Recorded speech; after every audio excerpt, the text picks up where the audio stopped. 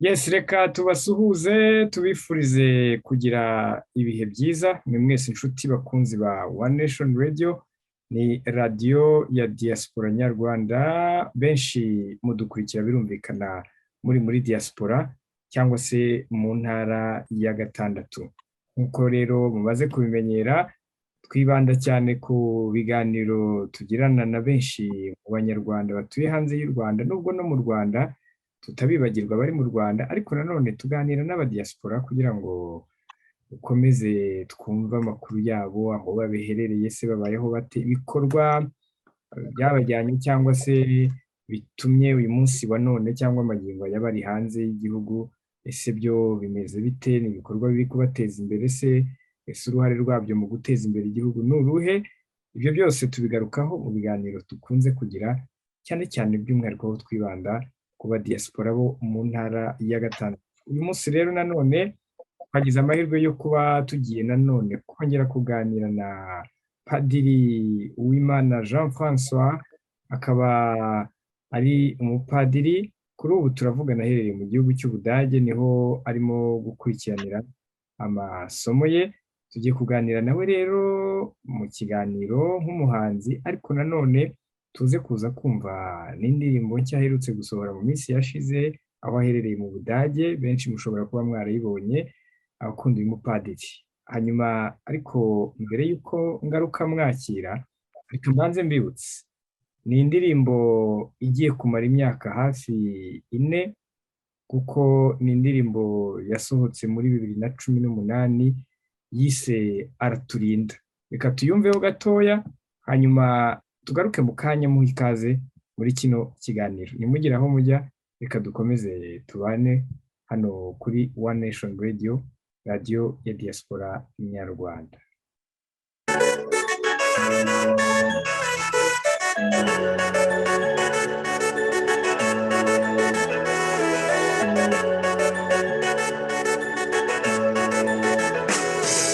Araturinda ngo tugakangwa, aratungabunga ngo tugatanga, usumba byose ugenga byose ni umubyeyi wacu dukunda, usumba byose ugenga byose ni umubyeyi wacu dukunda.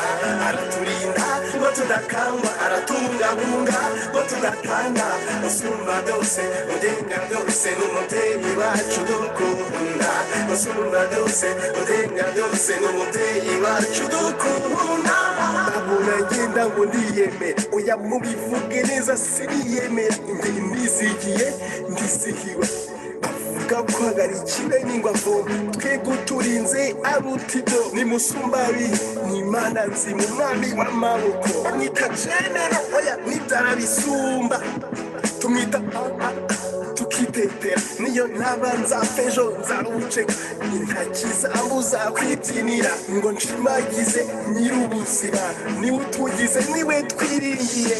Araturinda ngo tudakangwa, aratungabunga ngo tudatanga, usumba byose ugenga byose ni umubyeyi wacu dukunda, usumba byose ugenga byose ni umubyeyi wacu dukunda. Araturinda ngo tudakangwa, aratungabunga ngo tudatanga, usumba byose ugenga byose ni umubyeyi wacu dukunda, usumba byose ugenga byose ni umubyeyi wacu dukunda. Bari talking about, bari discussing about, I wish you'd know me for losing your time. Yes, ni indirimbo Araturinda ya Padiri Jean François Uwimana. Padiri Jean François, tuguhaye ikaze kuri One Nation Radio kuri uyu munsi wa none. Murakoze cyane ku ikaze, ndabasuhuje. Aho mu Budage mumeze neza nk'uko wabiririmbye hano, Uwiteka aracyabarinze? Uteka Imana iraturinze, hano nta nubwo manza simbizi, nta umuntu aryama ntacyo yikanga, hano se ibihugu biheruka intambara ya kabiri y'isi, nta mpungenge hano, sekirite nta muntu ubyibazaho, ni ibintu biri sekirize cyane. Yego, ushize twaganiraga umbwira byagutonze ugeze aho, ariko noneho uyu munsi reka nkubaze nti ubu noneho waramenyereye aho ngaho, umeze neza nta kibazo? Ndagenda amenyera kabisa, ariko guteka ntabwo ari ibintu byanjye, ubwo ngomba kujya muri resitora. Imbeho nayo sindayimenyera kuko rimwe harashyuha ubundi hakagera ikibazo cya klima hano iri extreme, irashyuha cyane igakonja cyane bikancanga, rero bikagorana ku muntu wavukiye mu Rwanda ahantu twibera muri 20 kugera kuri 20 na kangahe gusa, bo bakava kuri 30 bakajya muri 0 bakajya muri iki gihe manza bazajya muri 15 manza, ubu ngubu twageze deja hafi kuri 0, urumva nicyo kigoranye. No kuba abapadiri bo mu Rwanda twatumenyereye abakozi, ukaza woje kurya gusa ukajya gusoma misa, hano umuntu bakamuha shambure cyakoze zire ekipe byose bakakwereka ngo dore ngiyi cuisine ngo gicomeka hano utabishaka ukajya muri restaurant. Ndumva ari ibyo bikomeje bitari, ariko nuko ntabikunda manza, nuko mu rugo dufite abakobwa, ariko ubundi nabyo nabimenyereye, ariko ni icyo ngicyo muzi kuri klima niyo kibazo. Hanyuma nuko ntakunda guteka, ubu nyine hari ibyo kenshi muri restaurant, ariko restaurant zabo bari nziza nta kibazo. Ndumva ari ibyo naringiye kukubaza nti mu Rwanda ko nzi ko abapadiri cyangwa se abihaye Imana muri rusange usanga hari igihe bafite abantu babafasha kubera umurimo wenda baba barimo nawe aba ari akazi katoroshye. Aho ngaho utubwiye ko nta bihari, kubera iki bidahari aho ngaho kandi mu Rwanda ho bikaba bigihari? tukuvuga ko abo mu Rwanda ari abakire kurusha binaha nibo bakire, ahubwo nuko organisation ya hano iragoranye, kuko ofete critère yabo nta muntu utekera undi, ofete uretse nkaho nta muntu utekera undi. Ikibazo cyo kurya ni nk'ikira ni ibintu bisanzwe, niko napanga gahunda ngo uyu munsi ndajya gukina nimvayo njye gutembera, nuvuga rero nta muntu bijyamo. Abakozi nk'abo twebwe tugira agomba gukoropa kugira gute, akenshi usanga ari ibyo akora amasuku, nabyo bitari buri munsi, aza kuri gahunda akabikora agataha. Hanyuma kubera ko buri wese akenshi bo si ngombwa ngo njye ahantu nze kugaruka kurya mu rugo, niba aho nagiye nshobora kuba nakoze akantu k'akabogisi ngashyiramo ibyo ndi burye saa sita ngahita ngenda. Hari umuntu ukwemvita mukaba muri bijyane muri resitora, ku buryo nyine byateza ikibazo ufite umukozi nkatwe, kuko akenshi kuri paruwasi twebwe buri gihe saa sita haba ari abantu bari buharye na nimugoroba. naho hano buri wese ashobora gupanga gahunda y'uko ayishaka, mukaba mwumvikanye ku kazi. Nta kindi mpamvu akenshi usanga hano barekipe ku buryo buri wese aba afite agakwizine ke, ku buryo niba utaremvite, niba utashatse kurya ku ishuri ubikora ukundi. Ni ukuvuga ngo ni kiritire zidahuye. Nicyo kintu nabonye, niba navuga ko mu Rwanda niba ari byiza kurushaho simbizi, ariko hano nibukaga ibintu byo gupfunyika numvaga ari ibintu by'abakecuru ba kera. Hano ni kiritire rwose, nuvuga ngo manzana n'umutegetsi ukomeye rwose aragira gutya akavuga ati uyu munsi dufite inama saa 4, akaba yahita afata akabogisi agashyiramo umugati, agashyiraho ibyo akunda, agashyiramo amanuza, inyama niba arizo akunda, ibindi hagati agashyira mu kabogisi, agafata teremusi kuko barabifite byinshi bishyushya cyane, agafunga akagenda. Nta kibazo, ni kiritire zihari. Byagera nka saa 4 ku muhanda ukarya, ni ibintu nyine bitandukanye, n'indi kiritire. Ubuzima ntabwo bwagutonze se Padiri? Nyine urumva kumenyera kuza ukajya ku meza ukarya ukagira, ariko ahantu mba birashoboka ko wabyorganiza gutyo ukishyura buri kwezi, hanyuma bakagira ukajya ujya kurya. Ariko nabwo nimugoroba barabifata, kuko nimugoroba hano akenshi ntibateka, barabifata bagafata imigati bagashyira ahantu ku meza, bagafata mayoneze n'ibiki byose n'ibindi byose bijya ku migati bagashyira muri firigo, amasalade, ku buryo nimugoroba nta muntu akenshi uhari, buri wese aragenda agafata ibyo ashaka akabikorera. Ni ukuvuga ngo ni undi muprofeti. Ubushize wabwiraga ko nta banyarwanda benshi murahura cyane, kugeza ubu hari abandi bashobora kuba bariyongereho mwahuye? Yewe kugeza ubu Nigeria hano wagira ngo barahaguze, nibo benshi bari hano. Iyo ngiye gukina nibo nkinana nabo, n'abazungu binaha nyine tukavanga. Ariko abanyarwanda nagize amahirwe cyakoze nagiye muri formation imwe n'umupadiri umwe wo muri diocese ya Kigali, ariko yiga kure yanjye, yiga Frankfurt, ngiye kandi ndi hano. Umwe ni nkaho ari muri centre, undi akaba ari muri est ukuntu. Hagati yacu harimo nk'amasaha kuri 3-4, urumva niwe nabonye. Yego, ubwo ni ukuvuga ko nta banyarwanda benshi murahura kugeza abanyarwanda benshi nari nabona, cyakoze uwo nguwo nabonye we turandikirana, niyo mahirwe. Ubwo umuntu icyo ngerageza ni ukwiyentegara nyine mu Badage. yego. kuko abanyarwanda bo simbabona. Ikidage bumaze kukimenya neza. Ikidage ko nsoma misa buri cyumweru se na buri wa kangahe, kuwa gatatu kuwa gatanu ku cyumweru, ni ikidage kandi ukanigisha urumva kuvuga byo nta kibazo, uretse ko noneho uko bavuga n'uko bandika niyo kintu diferanse y'indimi zinaha, uko bavuga n'uko bandika harimo diferanse. Ushobora kuvuga nta kibazo mufite, ariko kwandika none hataza amandi mategeko, ukavuga ko iyo wanditse niyo nyuguti hano ubanje subject uhita ukurikizaho verbe n'ibiki gutyo, amaregere nk'ayo ngayo mu kwandika n'uko bavuga harimo iyi diferanse. Ubwo kwandika nicyo kigora umuntu, ariko kuvuga freestyle ubu ngubu nta kibazo mfite. Yego. Hanyuma nanone umuntu yahita kubaza ati nk'umuntu umaze imyaka, ngira ngo ubushize bambwiraga ko niba ntibeshye ni 3 harya cyangwa igiye kuba 4? Wapida ibiri ahubwo iri kuza. 2 iri muri izo. Hanyuma ushize wari umwe n'igice manza n'amezi, ubu ngubu ibiri iruzuye. Yego. Ikintu ukumbuye cyane mu Rwanda ni iki? Nkumbuye kuba hanze, dore nk'ubu noneho iveri yagarutse. Ubu noneho ni ukuguma mu nzu, kuko urasohoka imbeho igahita igukubita, noneho ugahita ugaruka mu nzu, abantu ukabona bose bipfutse. N'iki ni ukuvuga nicyo kintu nabonye inaha, umuntu yahaba agakorera n'amafaranga abakora ngo ngende umunyeshuri, ariko ukazajya kuyarira muri Afurika kabisa, umuntu atapanga igihe azasohokera. Niyo mpamvu nubwo wenda tubanze amasije, ariko byafasha ofetiri pareke mu kintu gituma abanyafurika cyangwa iwacu ibintu bitihuta muri mentalite. N'iki klima nayo yaratugize, yaradutetesheje. Hano ugomba gupanga kuva tariki ya mbere z'ukwa mbere ukageza tariki ya mbere z'ukundi kwa mbere, ugashyiramo ko hashobora kuzamo iveri itinda udasohoka.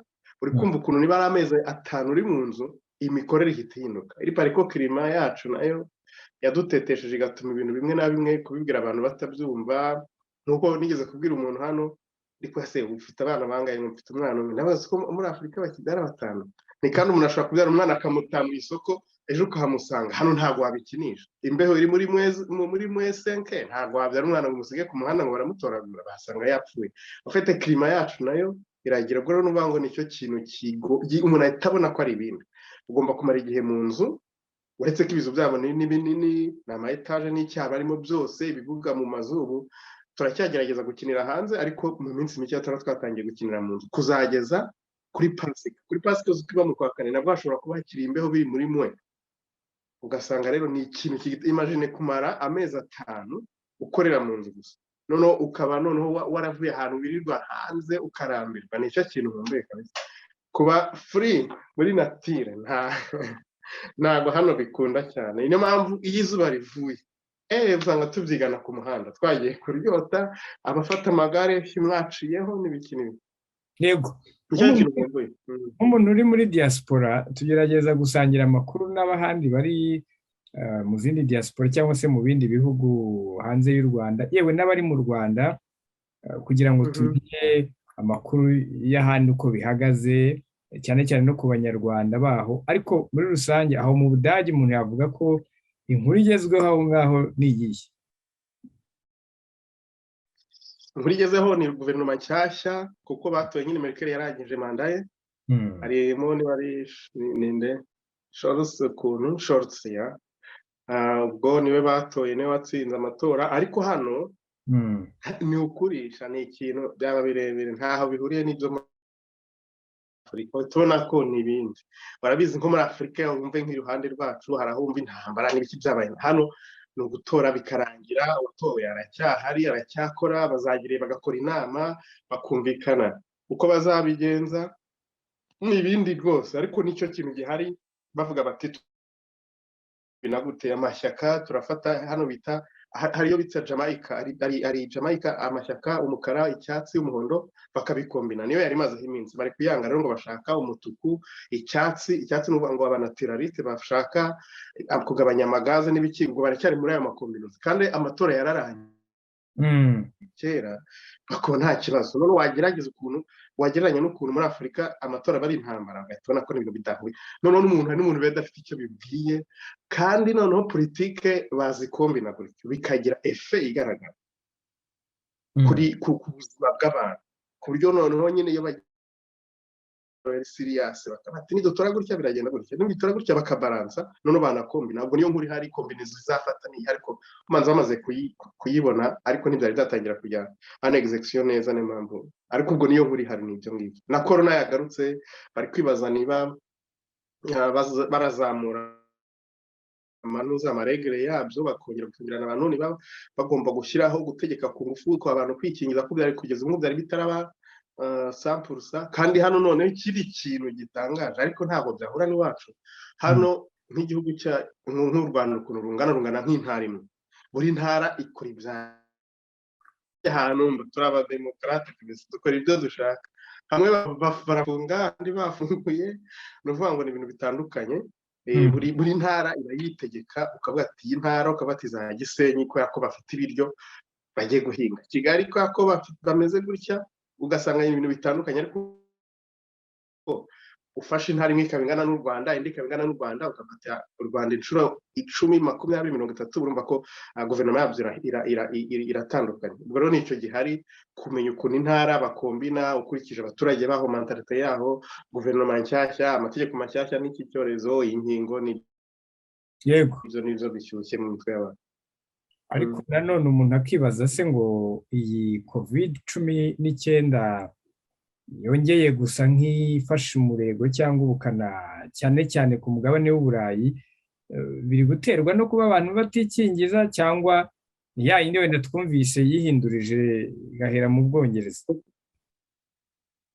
nyine mu by'ukuri amakuru ubundi amakuru abantu bavuga harimo amakabya nkuru nta n'ikintu urebye hano ko abazungu batamenyereye gupfisha iyo hapfuye umuntu ikibazo kiravuka na perezida ajya kwisobanura nicyo kintu navuga nk'umuntu ariko iyo ni point byanjye nk'ikije observation yanjye ntabwo bamenyereye ni ibintu byiza nyine kuba bageze ku rwego kubona umuntu yapfuye ikibazo nyine bigaragaza ko ari ibihugu nyine bikenye gutera iyo ntambwe kuvuga none n'imbwa nayipfuye n'ipusi ipfuye abazungu bararira none icyo nicyo cya mbere umuntu agomba kubanza gushyira mu mutwe ubugereranye n'ahantu babona abantu bapfuye benshi cyangwa babonye abantu benshi bapfuye ukabarenga ukagera gute ku buryo sensibility bidahuye none ku buryo amakuru abantu bumviye mu bihugu bindi aba ameze nka transform mu by'ukuri nta drame yabaye hanyuma noneho ikindi wikingira abazungu basanzwe kuko batamenyereye n'ibintu byo kubabara no kwandira imiti barayimenyereye usanga umuntu afite aka etajeri k'imiti ye arinywa n'ibiki uretse ko abatoya bo batabikoresha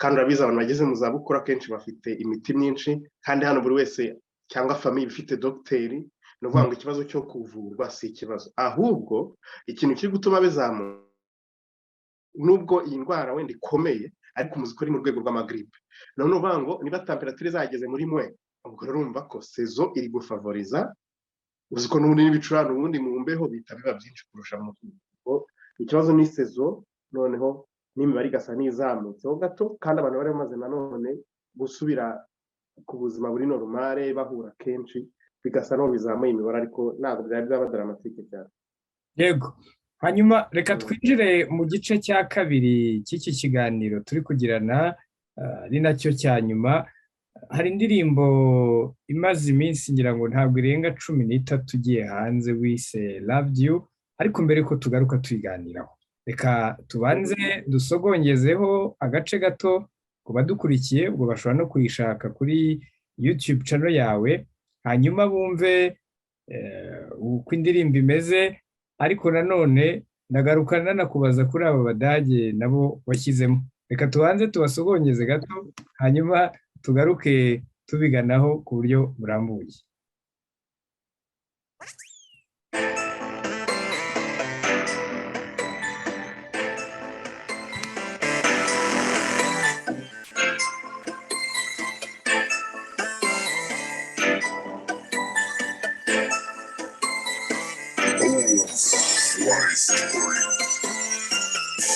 Quand tu étais au cabaret, trying to fetch nanana, j'étais trop innocent.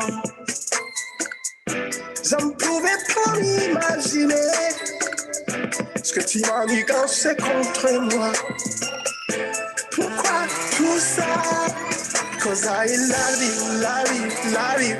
But you didn't know it, know it, know it. So it's called a pain in me.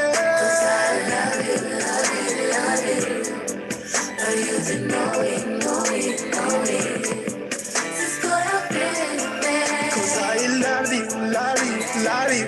But you didn't know it, know it, know it. So it's called a pain in me, love. 'Cause I love you, love you, love you. But you didn't know it, know it, know it. It's called a pain in me. Savoir donner, c'est simplement s'abandonner. Savoir aimer, c'est faire effort de pardonner. Know that to love means that you give yourself. mu ndirimbo wise Know that to love loved you is not to seek for, nyibona naribajije nti se but being there. padiri yagiye mu rukundo cyane ko nabonye kiliziya gatolika iri kubikoraho kugira ngo abapadiri nabo babashe kuba mwakwemererwa gushaka abagore ariko nitubwira bishoboka ko hari n'abadukurikiye babyibajije n'abanyamakuru n'abanyaricyo banditseho ariko kuba padiri adafite umugore si ukuba atagira urukundo ahubwo ni uko adafite umwe yihariye abagore bose akabakunda nka bashiki be hanyuma mvuze ku by'indirimbo rero ko wari ubivuze ufite ni kombinasiyo y'ibintu byinshi iyi sekira na gospel bivanze nashatse kubivanga kurumva na hano ndi gukora cyangwa n'igihe tugezemo kiri moderne gufata ikintu kiri gospel gusa ubona kitari gutambuka neza noneho nagize igihe gutyo yo kuvanga ku buryo umuntu ashobora gukora ikintu kimeze nka sekira ariko ukumviramo mu by'ukuri rero gushaka kutaba direct ugakora ibintu indirecto kurya indirimbo style ni sekira ni na R&B ivanze na pop akaba ari igitekerezo cya producer witwa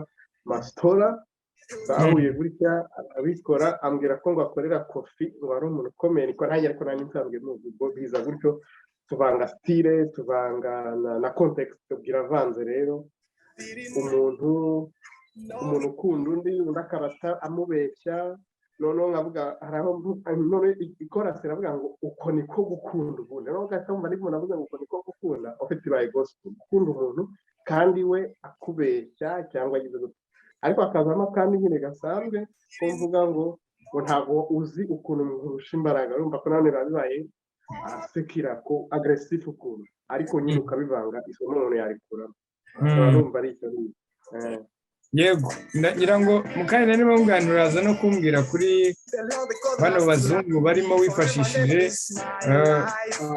uranabijyanisha n'aya break n'izi mbyino ntabwo byoroshye cyane cyane ku banyafurika kubona umuntu wihaye imana araje aririmba indirimbo ararapye yabaye umuraperi ejo bundi aragarutse arimo arakubita break ibi bintu ntabwo bigira abakirisitu biguteranya nabo bakababona ko ushobora kubayobya ubwo wabitubwira ahubwo ni kubariza bamwe nubwo nzi ko hari n'abandi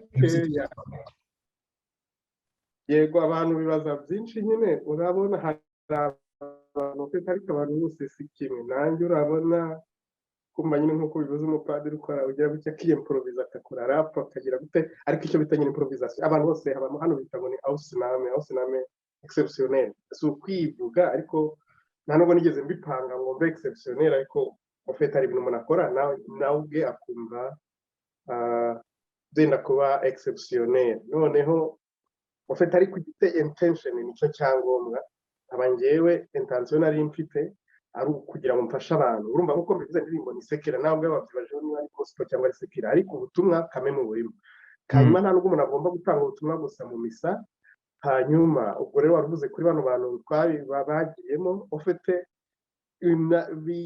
byaragize gukora indirimbo nyinshi nsanzwe indirimbo urabizi nko nabivuze hanyuma ariko ngeze aha nashatse kujya nkurana na video bitangira nk'uko nanabivuze nta banyarwanda nawe nahura nabo aba Nigeria nabo ni n'ubwo ari abanyafurika hanyuma ariko ahantu mba ndavuga kubera iki nakorana n'abirabura nanjye n'umwirabura noneho ndababwira twahuriye muri sale nabandi ngiye nkora umuziki ariko rero biraba biteye ikibazo ngiye nkora umuziki nkawukora njyenyine hano hari abantu ubwo rero abantu bo batinyutse kuko indirimbo ya mbere nakoze yitwa igitangaza ko ari ukubyina kinyafurika byasanze ko dukora training nyinshi kuko abadage baririmba classique nta bintu byo kubyina ari gahunda zabo ni uguhagarara bagakora vocalize zikoze bafite amajwi kabisa nk'ay'abamarayika ubwo rero bahagarara gutya karimba ibyo ni ibyabo hanyuma kumubwira ngo izunguze kandi n'imoso iki bikaba intambara bigasaba n'umwanya hanyuma rero abangaba barahuriye kubera ko tuba ahantu hamwe aho dutaha aho buri wese afite ahaba ariko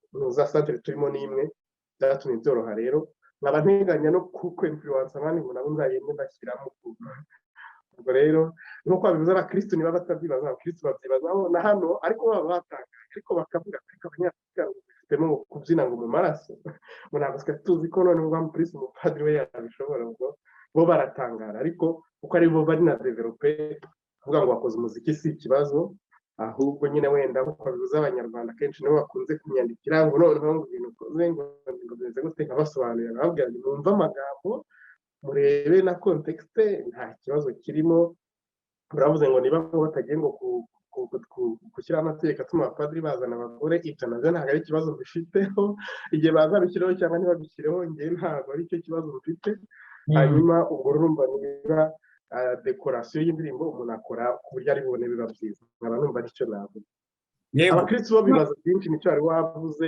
ariko nkaba nabamara impungenge ariko ntawe umenya ibizaza kugeza ubu ndacyabikontorora neza niyo mbere nyuma byahinduka suvuga ko natayikontorore wenda kireka umuntu afashe izindi nzira kuko ntabwo navuga ngo mu myaka 10 ngo nzaba meze gutya na gutya ariko uko mbiteganya numva nzagomya kwikontorora ku buryo ibintu bigenda ngafasha abantu mu ndirimbo hanyuma nyine nkanamfuza izo spire zindi abantu batagira kamwe hari ikintu ubona rimwe na rimwe ibintu dutinya iyo umuntu atinyutse akabikorana mu cyangwa mbere ahubwo ari ukumusabira niba ari abasenga no kumusapotinga ku bundi buryo kugira ngo niba umuntu ukibona akora ari cyiza cyagufasha gikomeze gitera imbere yego hanyuma umuntu yakwibaza gukorera muzika hanze y'igihugu kitari icyawe uri muri bamwe babishobora bakabigerageza ndetse bakabifatanya n'indi mirimo aho ngaho umuntu yakwibaza biraborohera reka wenda mbaze wowe ku giti cyawe gukorera muziki nicyo kintu cya mbere kigoye gishoboka biragoye akenshi hari ukuntu umuntu ukora ko ariko maze kubona umupadiri wundi maze kubona studio ya audio hanyuma n'amavideo barayakora ariko ikigorana n'ibiciro bya hano kuko bo ubona ko hano hari ibintu niba nabyita koperative abantu bakora individuelle ni bakeya ibintu hano byinshi birasetinze mu ma entreprise niba uri umunyamuziki hari ikibrand kimuri inyuma ku buryo n'abakinnyi byabo ukuntu bagurisha abakinnyi kuma bagurishije budget yagaburira igihugu cyo muri Afurika imyaka 5 kibaza niba ari umuntu umwe bayatanze hano rero ibintu by'ibiciro babiri hejuru hanyuma urumva nongewe maze imyaka 2 hano ntabwo najya nafata ntuza nagira entreprise ngorera ariko umupadiri ugakora umuziki ushobora kuzanyorohera bikaba rero bigorana ikindi kintu uzareba no mu zindi ndirimbo yewe n'abamaze imyaka hanze nashimira n'Imana ariko niba rukorera ko igenda ipadiri abakaba ariko ndi kuvuga mu kinyarwanda niyo bazabitaraduza numva nta kibazo nta kintu kimwe naba mvuze ku gufata umwirabura ukabwira umuzungu base mu zinane ufite bona bafite reticence yo kwiyangaja mu bintu by'umwirabura cyangwa by'undi munyamahanga ni ikintu kiri naturel kuko ritme uri gukoreraho babanza kugira urabimaze iki urabicuruza iki none uzaremye murangize uzarebe n'abandi n'abamaze imyaka hanze kugira ngo uzabone mu ndirimbo zabo abanyaburaya na ni deal rwose itoroshye ubwo rero ngewe nkaba nagize umugisha yuko ahantu mba ngerageza kuba kwiruka hanyuma nagamuna n'abantu kandi abazungu numva niba atari tradition yabo kubyina kubajyana mu bintu byo kubyina gusimbagurika birajya no kuri YouTube akenshi mutakisha mu bakiri batoya ariko bari hejuru batari mineri n'abanyamineri hano kuri University ya Kamena bakuze ikikorana n'icyo kuba approachinga nuko nabivuze n'ubushize kujya ngo contact matching mwumvikane mube mwakora nawe pire zidahuye kuvuga ngo noneho ugiye no kujya ubabwira ibyo bakora kandi uzi ko nibyo navuze ngo nubwo niba bitaraduza ntacyo bintwaye ubibona ko complexe niba atari complexe cyangwa esprit yo kuba superieur no kuba inferieur bizamo akenshi abanyaburaya bakunze kumva ko bari hejuru y'abazungu nako yabirabura abirabura bagakunze kuba muri style yo kuba bagomba gusaba ubufasha abazungu, noneho ngiye kubabwira ngo muze muhurere gutya kandi nta kintu muri bume, nabyo bitabitangira kugaragara ukundi kuntu ko noneho ngiye guha akazi abazungu, noneho kwimagina noneho background bata barambona ndi hamwe padiri ari kuntegeka cyangwa no mu nyafurika ari kuntegeka, ibyo nkora biragenda gute, wakombinamo n'abirabura ugasanga babaze kubyina kubarusha, nabyo byatanga indi maje, ariko kuko ndi ku ishuri tubikora nyine kinyeshuri bikarangira nk'uko bivuze biragoranye, ariko umutwe n'icyumara n'ubwenge, ariko n'amahirwe kuba naraje na byose n'amahirwe, ntabwo ni njyewe igitangaza cyane nubwo ari njyewe watangiye mu Rwanda gukora ibintu bidasanzwe, ariko umugisha n'ingabire y'Imana n'abantu umuntu ahuye nabo byose birafasha, ariko biragoye. Yego, nzajya nkomeza kubariza abadukurikira baba bakumbuye abantu bari hanze kandi bo bari mu Rwanda. Hari abatwandikira bati ariko wa mupadiri w'umuraperi buriya yagiye hehe, ese azagaruka ryari? Ubwo uratubwira, n'ubushize wambwiye ko ukiri kubipanga kubera ko hakiri amasomo, ariko ubwo mba mbariza abakunzi bawe cyangwa se abakunzi b'ibihangano byawe. Ubwo uratubwira, hanyuma ariko tunasoza tugana ku musozo, hari ubutumwa ushobora gusorezaho uha abanyarwanda bagukurikiye, ni iki wasaba nk'uko nyine watubwiraga buryo ki nubwo uri hanze y'u Rwanda uyu munsi uri gukora umuziki ariko biba bitoroshye, hari icyo wabasaba hanyuma tukagana ku musozo? Ndagushimira kandi ko uvugira n'abandi, nanjye arabanyandikiye inbox bambaza ryari waragiye burundu, ntabwo nagiye burundu, cyakoze sinzi igihe nzazira kuko urumva amasomo aracyahari, hanyuma ariko nkaba nteganya kuzaza muri vakansi. Ibyo rwose icyo nakwifuza abantu ni uko hatazashira imyaka 2 ntaje byibura muri vakansi. Imyaka 2 sinzi niba ari ryari, nshobora kubikora mu mwaka wa mbere ubanza cyangwa wa kabiri kuko maze gufata linye y'ritime. Urumva ikidage kiragoye mu by'ukuri rwose, ni ibindi nk'uko nakubwiye, none uko bavuga niyo umaze kumenya kuvuga no kwandika usanga harimo andi mategeko.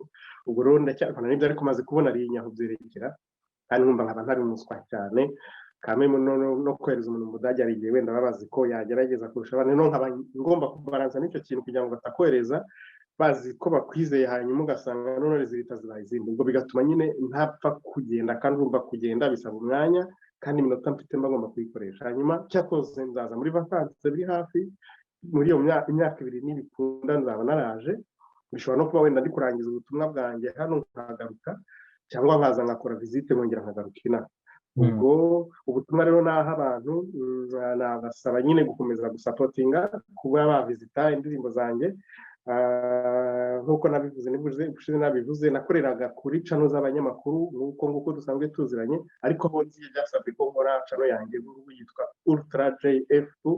Hanyuma ariko ubwo bakandikamo izina ryanjye bazibona, ikunze kugaragaza n'ifoto yanjye bakazivisita, kuko iyo bazisuye nkagira views nyinshi bishobora kumfasha na hano gukonvinsinga abandi bantu, kuko urumva kenshi ibi content ziriho ziracyari akenshi mu ndimi zo muri Afurika, ariko babonye hari abantu babireba babainterese, kuko nyine bahise banambaza ngo abenshi ntago bari babizi neza ko nimutseho nagiye mbere ndahava njya ahandi, bamubwira ati ariko uri umupadiri wahehe wahanga, barashakisha muri internet babona abanyamakuru banditse article nyinshi cyane, ku buryo ngo nshobora kuba mfite televiziyo nzakora niba ari 8. Abantu bagiye bajya kuri internet, hari izo babonye kuri New Times mu bizindi ndimi. Urumva ko iyo support bikenewe, guha umuntu intuza nziza background ituma abandi baheraho bakaba bamuzamura. Aba aricyo rero nasaba abanyarwanda gukomeza gusapotinga n'ibitekerezo, ubwo bikazatuma nyine na hano nkomeza kuzamuka.